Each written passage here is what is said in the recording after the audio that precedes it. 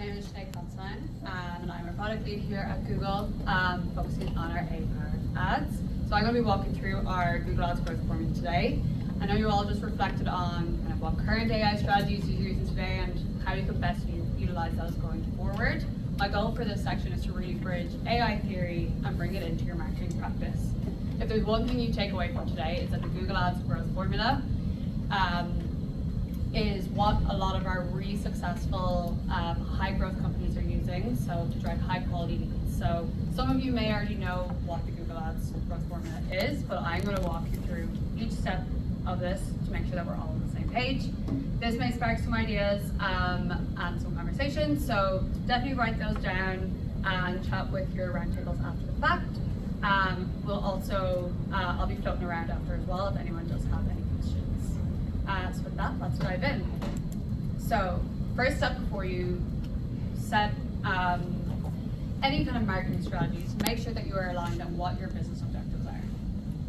So there are a lot of different companies in this room that have various different goals. Some of you are more advanced than others in defining what your business goals are and how those ladder down to your marketing and your campaign goals.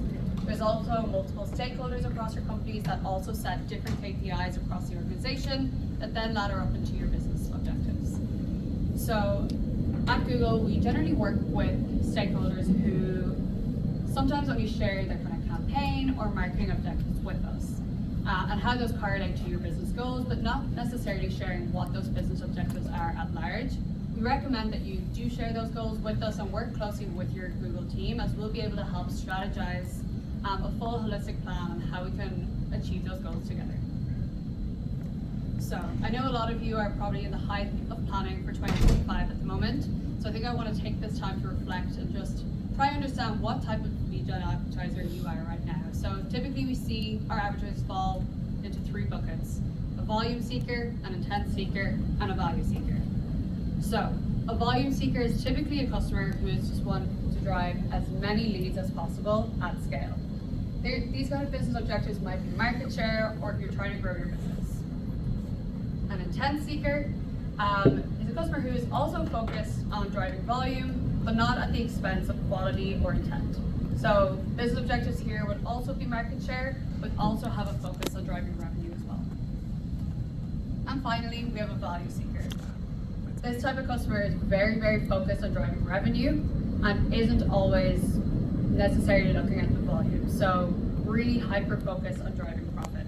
Now you might think that you fall into one or more of these categories, and that's totally okay. A lot of our advertisers do.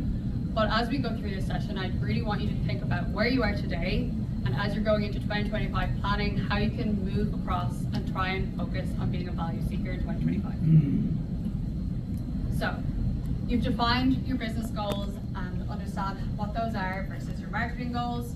You're now at that step of getting ready. So this ensures that you have the right integrations with first-party data and couple these with your business goals. So the industry has changed a lot over the last couple of years with data privacy regulations and browser changes. So users, as a fact, want more control over their data. So being hyper-reliant on third-party data is no longer a reliable strategy as third-party cookies continue to depreciate. So what we can do instead is leverage first-party data to fuel your marketing growth. What we've seen so far is that marketers that are leveraging first-party data see 1.5 times incremental revenue and also 2 times more improvement in their cost efficiency at the campaign level. So what does this mean for your business? There's 3 ways that you can be leveraging this to make sure that you're staying on top and building a robust first-party data system. So first, is to invest in really strong data capture, CRM, and measurement solutions to be able to have your full customer journey housed in that you can then pass back to Google Ads. Second is to be agile. We know that change is scary, but with everything that we've seen with AI, that both Kellys have brought us through of how rapidly it's changing, new solutions are coming into the market constantly, and we want to be able to adapt and use these to stay ahead of our competitors. And third, get comfortable with AI and machine learning. As we said, it's going to continue to grow, so making sure that we're at the forefront of this is really important for business success. Now, let's take a look at an example of a company that's doing just that.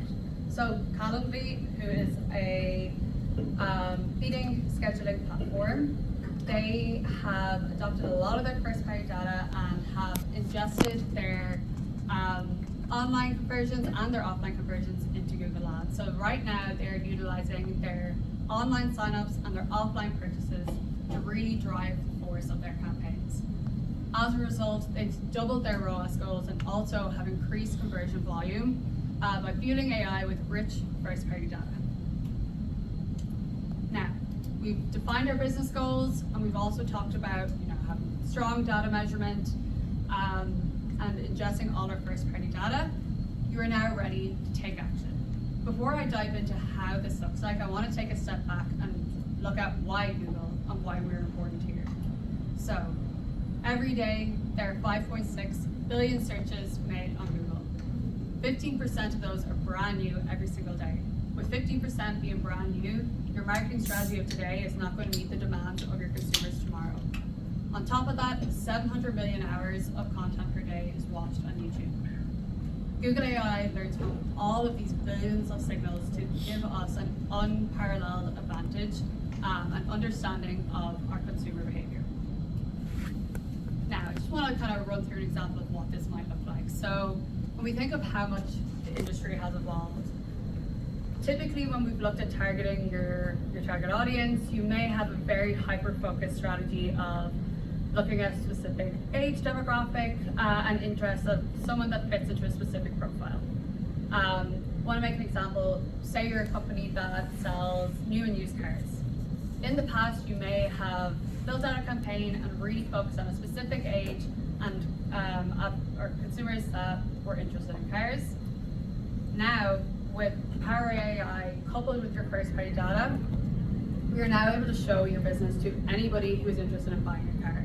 I think it's important to maybe think of Calendly as an example here, as they've used a lot of their first-party data. They didn't have to rely on being hyper-targeted with who they wanted to reach. They were able to just use their first-party data to inform the system of what type of consumer they were after. And as a result, they saw a big jump in conversions and ROAS as well. Now, this allows us to be very strategic with our marketing. We don't have to be as hyper-segmented with our media plans moving forward. So on the measurement piece, again, first-party data is really the root of all of this. On the media side, giving our campaigns clear marketing KPIs that it can dynamically optimize towards, and then pairing this with creative that speaks directly to the customer that you want to reach. This will allow us to reach all of our customers effectively and at scale with Google AI. Now, say that you have defined all your business goals, you have all your first-party data, you're now ready to take action and try and capture the existing demand that's there. I'm going to run us through two ways that we can do this, and I think it's important for us to focus that this is not necessarily about the product, but it's more about what these products can actually do for your business. So, first one is being there when your customer is looking for you. So where are they going to be looking for you first? On Google search. As we mentioned, 15% of searches are brand new every day. So having an outdated structure with really defined keyword strategy, hyper-segmented, will mean that we're leaving a huge opportunity for our competitors to come in and reach those consumers if we're not doing that. Broad Match helps us to fill this gap, and it's using tons of signals to best reach our customers that we can't currently get with exact embrace.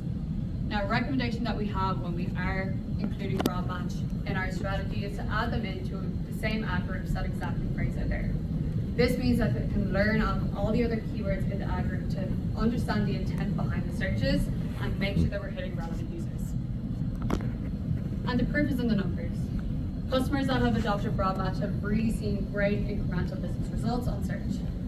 For those that are focused on volume, we've seen 35% more conversions when they're using a TCPA model, and those who are more focused on value have seen 12% uplift in revenue when switching from phrase to broad. Now, we also want to look at reaching our customers where they're looking for us. Maybe our next high-value customer is on a platform that we aren't currently utilizing. That's where Performance Max comes into play. Performance Max is the best use of predictive AI to reach our customers wherever they are looking for us. We have two common objectives that we generally get from Performance Max. The first is that it creates 4 or 5 campaigns under one umbrella, but that's not actually true. Instead, you should see it as more of a central campaign that houses all of your best creatives, the ton of different signals that are in your account, the marketing KPIs that you want to reach, and it makes sure that you reach the customers wherever they are across their customer journey, and wherever they are online as well. So whether they're on Google, whether they're watching videos on YouTube, surfing the web, or just checking their Gmail. The second misconception is that Performance Max takes away from search. This also is not true, because how we have found it is that Performance Max is incremental to what you see on search right now, and doing search and Performance Max side by side is actually a really great approach to make sure you're filling in the gaps of what you're not currently reaching on search and reaching your customers wherever they are. Again, proof is in the numbers on this one. So right now we're seeing that customers that have adopted Performance Max have seen 27% more conversions at a similar cost per action with Performance Max. This is up 13% from what it was last year, so shows as well how much our product team is really investing in this product and utilizing all the signals to make sure that this product is driving business results for our customers. And AI doesn't just come in to the campaign types as well. We're also able to build creatives directly within Google Ads. So we have a generative AI tool within the system that will take your website and build creatives on your behalf. This is something that you can play around with and give it different suggestions, as you can see on screen, and you can choose whether you want to use these in your campaign. So this will build out headlines, descriptions, and different imagery that you can add into your search campaigns or your Performance Max campaigns. Now, say that we have captured all the existing demand. We have a really hyper-focused strategy on that front. Imagine that the industry has shifted, or your brand searches are down year over year, and we really need to generate new consumer demand. I'm going to walk us through ways that we can do that. So, as we all know, we're really facing a new consumer landscape. It's ever-changing, and there are many mediums and channels that our consumers can utilize to consume content. They're also no longer loyal to one brand, and the path to purchase is no longer linear.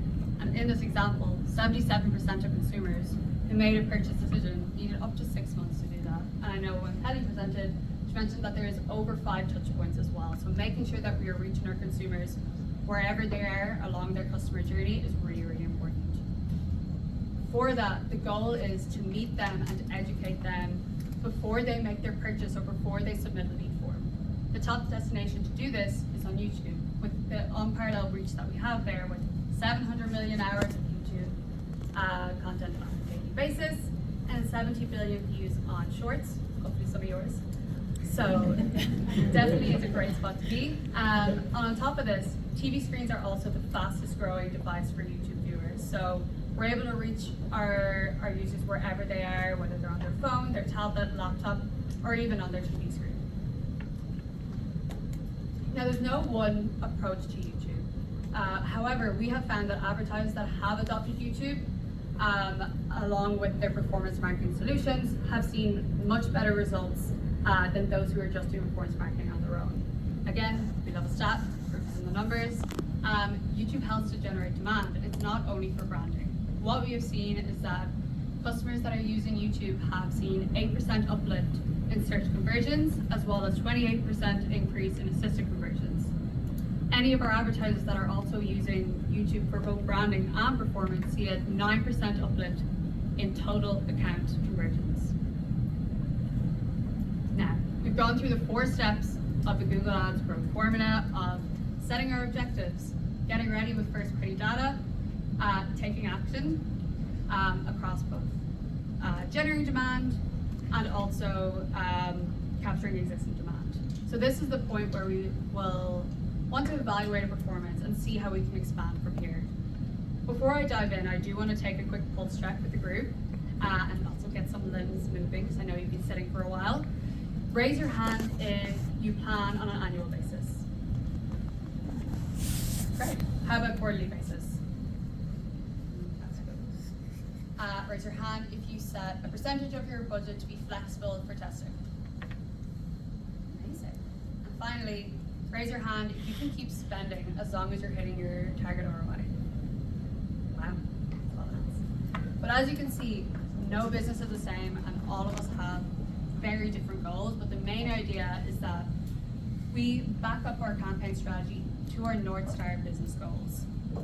What we have found is that our customers that drive the most success are agile and move with the pace of investing and adopting where they see performance. So with that, agile budgeting is the future. There's a three-pronged approach to this that I can walk through. So we want to be proactive rather than reactive. What this means is we want to be proactive in using our customer data and shifting when we see changes in the industry. We want to do this ahead of our competitors so that we're not reactive and trying to catch up. The second is shifting budget in real time rather than retrospectively. So if we're seeing strong performance across Google, other channels, move that to make sure that we can drive as much business success as possible. And then lastly, unified rather than siloed. Unify your business goal, customer data, and your organizational team so that you can make the best decisions and make them quickly for business success. And with that, I will pass it back to Amanda and Chris to wrap up.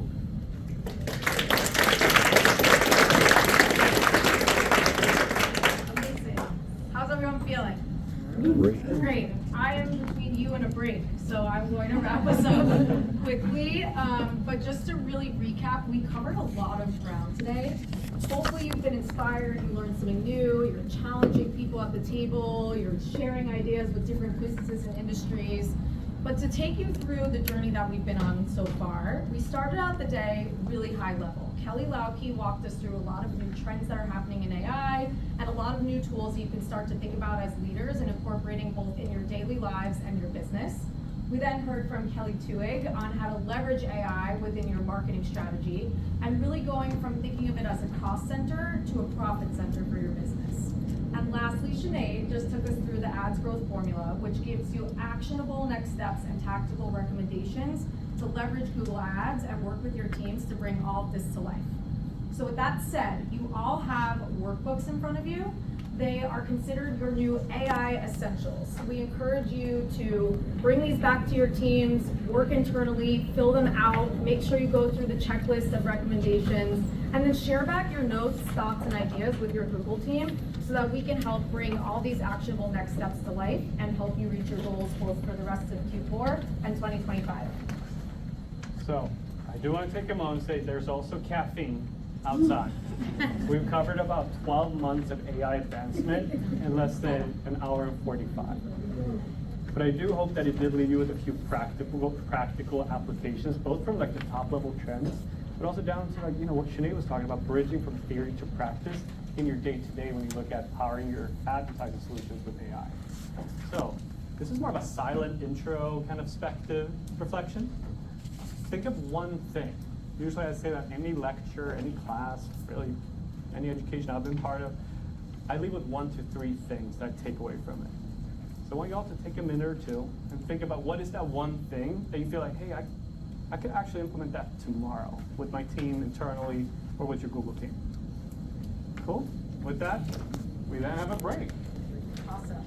We would love for everyone to be back before 4 p.m. in our seats so we can start the panel around then. Great. Thank you all.